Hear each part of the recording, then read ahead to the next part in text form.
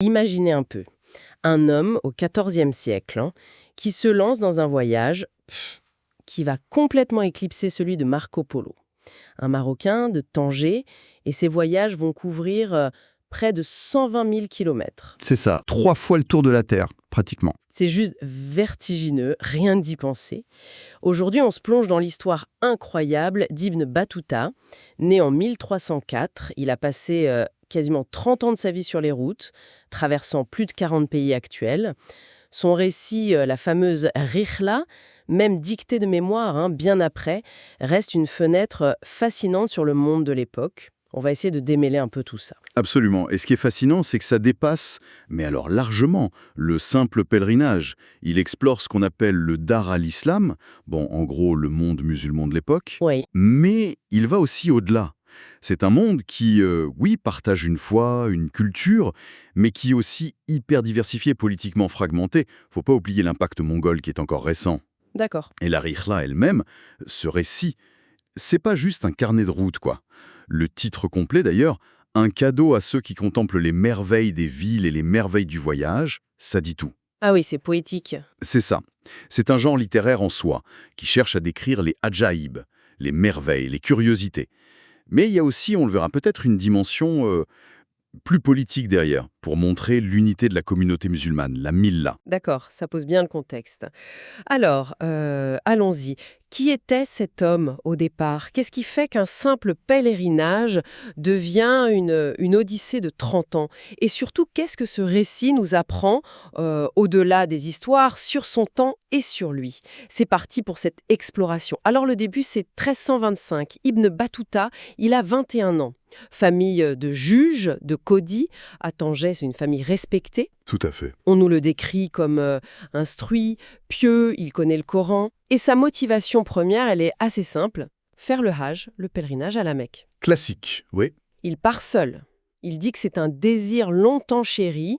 Il y a même ce passage touchant où il arrive à Tunis, il se sent seul, personne ne le connaît. Oui, il décrit ça, cette solitude, on sent le jeune homme un peu perdu, loin de chez lui. Exactement. Mais alors ce voyage pour le Hajj, il va complètement changer de nature, quoi. Ben oui, apparemment des rencontres clés à Alexandrie, en Égypte, vont tout changer. Il rencontre des mystiques, des soufis. Un certain Bourham al-Din lui aurait dit « Toi, tu iras jusqu'en Inde, en Chine. Ah, carrément, une prédiction. » Voilà. Et un autre, Cher al-Mourchedi, interprète un de ses rêves, un grand oiseau qui l'emporte vers l'Est. Alors, vrai ou enjolivé après coup, peu importe, mais ça marque un tournant. Le voyage devient une fin en soi, plus juste un moyen. Une quête. Une quête de quoi, au juste? De savoir, d'aventure? Un peu tout ça, je pense. Le savoir, oui, rencontrer des maîtres, des savants.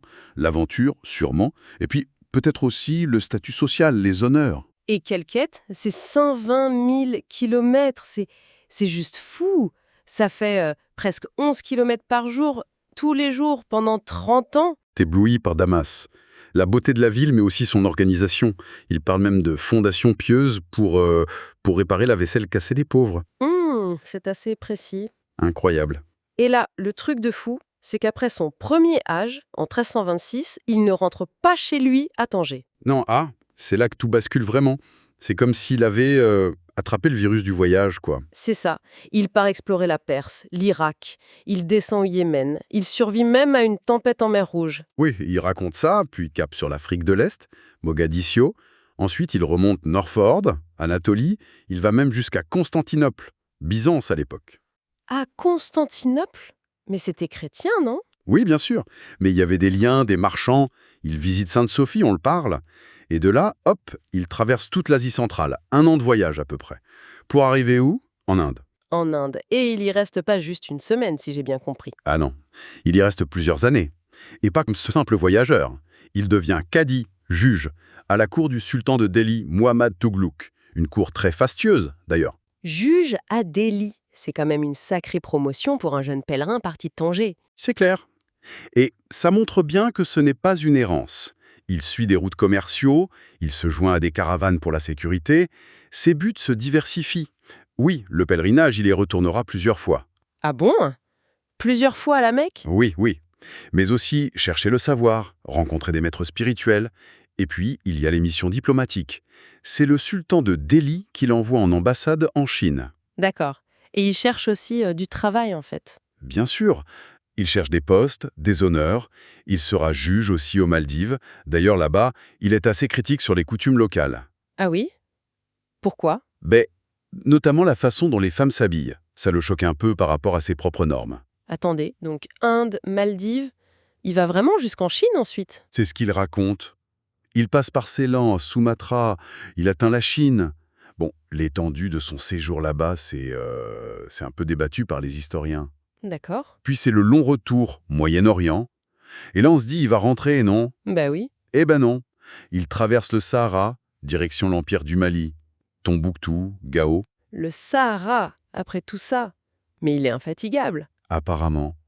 Il fait même un crochet par Grenade, en Espagne musulmane. Il rentre enfin au Maroc vers 1348, en pleine peste noire. Il apprend que ses parents sont morts. Oh non. Et qu'est-ce qu'il fait? Il repart, un petit tour, avant de revenir pour de bon vers 1352. Ce type, sa vie, c'était le voyage.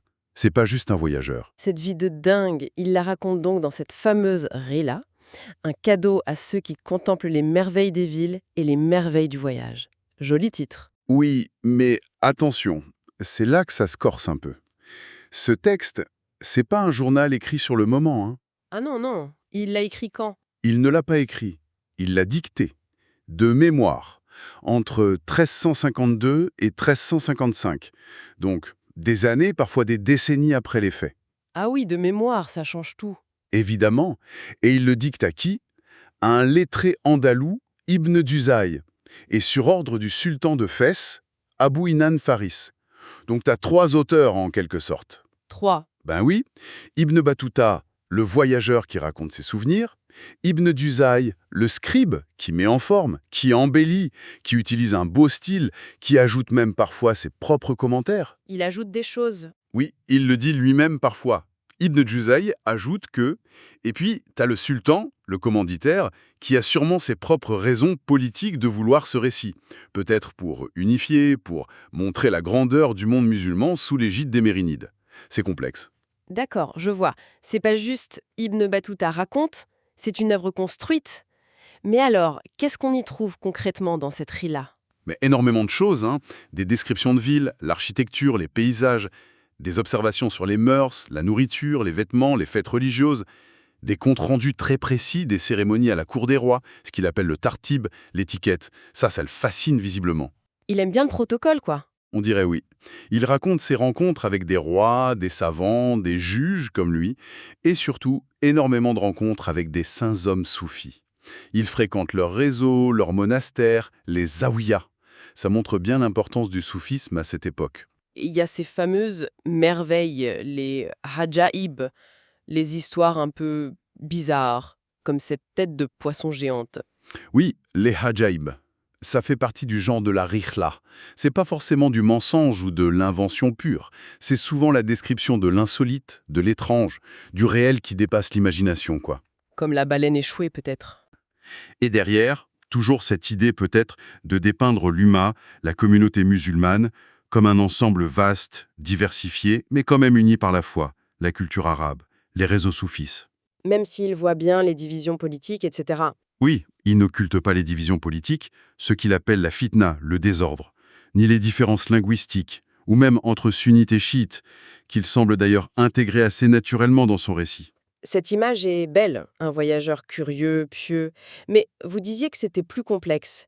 Il y a eu des doutes sur sa crédibilité, c'est ça? Très tôt même. Oui, effectivement. Le grand historien Ibn Khaldoun, qu'il a peut-être connu, rapporte que dès son retour au Maroc, certains le traitaient de menteur. Ah, carrément. Pourquoi? Plusieurs raisons. D'abord, la dictée de mémoire, si longtemps après. Forcément, ça peut entraîner des erreurs, des confusions de dates, de lieux. Il y a des recherches récentes sur des manuscrits qu'Ibn Battuta aurait copiés lui-même à Damas, et ça colle pas toujours avec la chronologie de la Rila. D'accord. Ensuite, il y a le rôle d'Ibn Duzaï. Est-ce qu'il a juste embelli, ou est-ce qu'il a carrément pliqué des descriptions à d'autres voyageurs, pour des endroits où Ibn Battuta était peut-être moins allé en détail? Ah oui, du plagiat avant l'heure. Le fameux voyage en Chine ont été questionnés. Et puis, l'excuse d'avoir perdu ses carnets de notes dans une attaque de pirates en Inde. Bon, ça arrange bien les choses, si on veut douter. C'est pratique, oui. Et puis, l'homme lui-même, il n'était pas parfait, loin de là. C'est le moins qu'on puisse dire. C'est un personnage Complexe. très religieux, oui, expert en droit malékite, reconnu, mais à côté de ça, Oui, il se marie, il divorce, il se remarie, tout le temps, pendant ses voyages. Il prend des concubines, il a des enfants qu'il semble laisser derrière lui sans trop de problèmes. ah oui, quand même. Important auprès des sultans et des rois. Et puis, il peut être très intolérant. Ses jugements sur les coutumes locales sont parfois hyper durs, voire méprisants. On en parlait pour les Maldives, mais aussi au Mali, sur certaines pratiques des populations noires. Donc d'un côté, il est fasciné par les merveilles, et de l'autre, il juge sévèrement ce qui est différent de lui, parfois même raciste. Comment on explique ça? C'est toute la question. Parce que ce même type qui critique la liberté des femmes au Mali, il note juste après, et avec admiration, la sécurité et la justice incroyable qui règnent là-bas. Il fait presque un lien. Intéressant. Ou alors, il raconte sa visite tranquille dans une église en Anatolie, il voit une image du prophète Ali, figure clé du chiisme, et il ne dit rien de négatif. Il passe même la nuit là. On a l'impression d'une double approche. C'est-à-dire? D'un côté, il affiche une orthodoxie très stricte, peut-être pour son image, pour plaire au sultan à Fès. Et de l'autre, il présente quand même cette diversité, ces autres pratiques, ça nourrit son récit en merveille, mais ça fait peut-être aussi réfléchir ses lecteurs sur leur propre société, par contraste. C'est un miroir un peu déformant, mais un miroir quand même. Un épisode qu'on cite souvent, c'est son attaque contre le théologien Ibn Taymiyyah, à Damas. Il dit qu'il a un grain de folie. Pourquoi il dit ça? Surtout si la rencontre est même pas sûre. Oui, l'historicité de la rencontre, c'est douteux. Ibn Taymiyyah était peut-être en prison à ce moment-là. Mais l'attaque, elle, est bien dans le texte. Pourquoi? Probablement plusieurs raisons qui se combinent. Comme quoi? D'abord, l'opposition théologique. Ibn Battuta est proche des soufis. Il admire leurs pratiques. Ibn Taymiyyah, lui, était un critique féroce du soufisme qu'il voyait comme une déviation. D'accord, un conflit d'idées. Oui. Et ensuite, et c'est sûrement lié, le contexte politique à Fès. L'Arila, c'est une commande du sultan Abou Inan. Ce sultan s'appuyait beaucoup sur les réseaux soufis au Maroc. Or, les idées d'Ibn Taymiyyah, très rigoristes, anti-soufis, commençaient à circuler, même au Maghreb. Donc, attaquer Ibn Taymiyyah dans le livre. Oui, c'était une façon de les discréditer aux yeux du sultan et de l'élite. Le traité de déranger, c'était le disqualifier. Un service rendu, peut-être, aux protecteurs soufis d'Ibn Battuta et au projet politique du sultan? C'est plausible. Donc, au final, malgré tous ces doutes, ces zones d'ombre, ces contradictions, Ibn Battuta et Sarila, ça reste une référence majeure. Ah oui, absolument, incontournable. Le texte a été redécouvert en Europe au XIXe siècle et c'est devenu une source historique de premier plan. Irremplaçable. Qu'est-ce qu'elle apporte de si unique? Elle nous donne une vision panoramique incroyable de l'interconnexion du monde. Afrique, Europe, Asie. Au XIVe siècle, on voit les gens circuler, les marchandises, l'or, les épices, la soie, les esclaves aussi, les idées juridiques, religieuses, les cultures, de l'Atlantique à la Chine. C'est la preuve d'un monde déjà connecté, bien avant notre mondialisation. Où l'islam et l'arabe servaient de lien, en quelque sorte. Exactement, des vecteurs très puissants pour connecter des régions immenses. C'est passionnant. Donc Ibn Battuta, c'est bien plus qu'un simple aventurier qui compte les kilomètres. C'est un témoin complexe de son temps, juriste, diplomate, croyant, avec ses savoirs, ses ambitions, mais aussi ses préjugés. Et Sarila, même si c'est un mélange de souvenirs, d'observations, de merveilles et peut-être d'arrangements, nous ouvre une porte incroyable sur ce XIVe siècle. Tout à fait. Et son histoire, l'histoire de ce texte, finalement, ça pose une question essentielle, toujours d'actualité pour les historiens, et même pour nous tous. Laquelle? Comment on lit ces témoignages du passé? Comment on fait la part entre ce qui était vécu, ce qui est reconstruit par la mémoire, ce qui est façonné par la culture de l'époque, par le pouvoir qui commande le récit, par l'envie de raconter une belle histoire?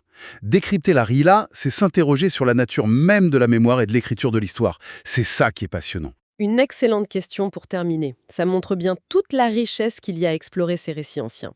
Merci beaucoup de nous avoir accompagnés dans cette analyse passionnante du périple d'Ibn Battuta.